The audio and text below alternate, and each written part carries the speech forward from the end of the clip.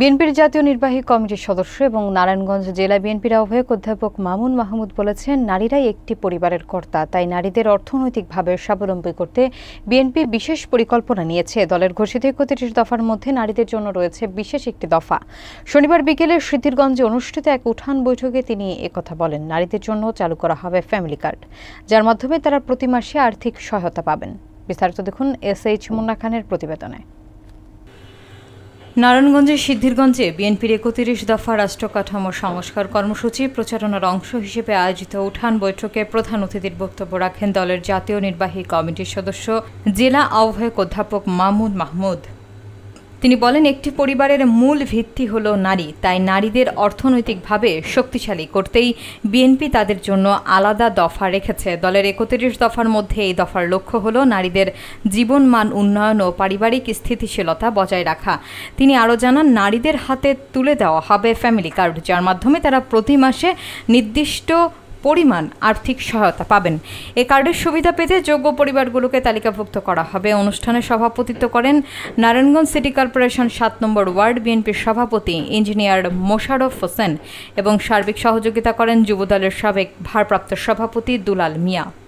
এ সময় আরও উপস্থিত ছিলেন জেলা বিএনপির আহ্বায়ক কমিটির সদস্য রিয়াজুল ইসলাম রিয়াজ, আকিল উদ্দিন ভূঁইয়া, ৭ নম্বর ওয়ার্ড বিএনপির সহসভাপতি খোরশেদ আলম, সাধারণ সম্পাদক জাহাঙ্গীর হোসেন, সাংগঠনিক সম্পাদক আতাউর রহমান প্রিন্স, যুগ্ম সম্পাদক Masud master, Narayanganj city corporation ১ নম্বর ওয়ার্ড বিএনপির সভাপতি গাজী মনির, ৬ নম্বর ওয়ার্ড বিএনপির সাধারণ সম্পাদক মনির হোসেন সহ থানা এলাকার ওয়ার্ড বিএনপি এবং যুবদলের নেতৃবৃন্দ সহ স্থানীয় গণ্যমান্য ব্যক্তিরা উপস্থিত ছিলেন। অধ্যাপক মামুন মাহমুদ নারীদের ক্ষমতায়নকে ভবিষ্যৎ রাষ্ট্র নির্মাণের মূল ভিত্তি হিসেবে অভিহিত করেন। কিন্তু ওই পাষাণ হৃদয়ের ফেসিবাদী চরিত্রের স্বৈর শাসক শেখ হাসিনার মন এতটুকুও গলে নাই। আমাদের প্রাণ প্রিয় নেত্রী, যার দুঃখের কথা কষ্টের কথা বলতে গেলে, যিনি রাজনীতিতে এসেছেন স্বামী হারিয়ে, আর রাজনীতিতে এসে যিনি তার পুত্রকে হারিয়েছেন, আদরের ছোট পুত্র হারিয়েও তিনি বিচলিত হন নাই, স্বৈরাচারের কাছে মাথা নত করেন নাই, যিনি তার চিকিৎসা নেওয়ার জন্য স্বৈরাচারের সঙ্গে হাত মিলিয়ে তিনি বিদেশে চিকিৎসা নিতে রাজি হন নাই। তিনি শুধু আমাদেরকে ভালোবেসেছেন, জনগণের দাবি আদায়ের জন্য তিনি আপোষহীন ছিলেন, তিনি মানুষের ভোটের অধিকার আদায়ের জন্য তিনি ফেসিবাদী হাসিনার সঙ্গে, খুনি হাসিনার সঙ্গে হাত মিলিয়ে বিদেশে যান নাই।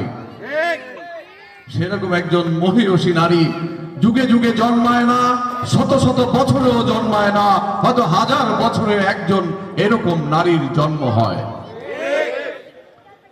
কোন মানুষের পক্ষে সম্ভব, যদি সে মানুষ হয়, এরকম একজন নেত্রীকে, যিনি দেশের জন্য কেঁদেছেন, মানুষের জন্য কেঁদেছেন, গণতন্ত্রের জন্য লড়াই সংগ্রাম করেছেন, আপোষহীন নেত্রী হিসেবে বাংলাদেশের 18 কোটি মানুষের মধ্য থেকে যাকে উপাধি দেওয়া হয়েছে আপোষহীন দেশনেত্রী বেগম খালেদা জিয়া, আমার মা,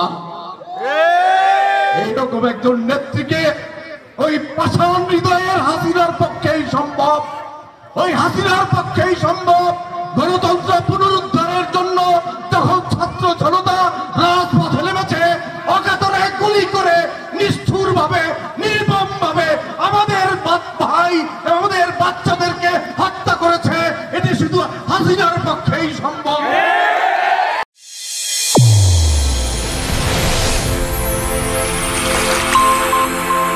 চ্যানেল A1, হৃদয়ের স্পন্দন।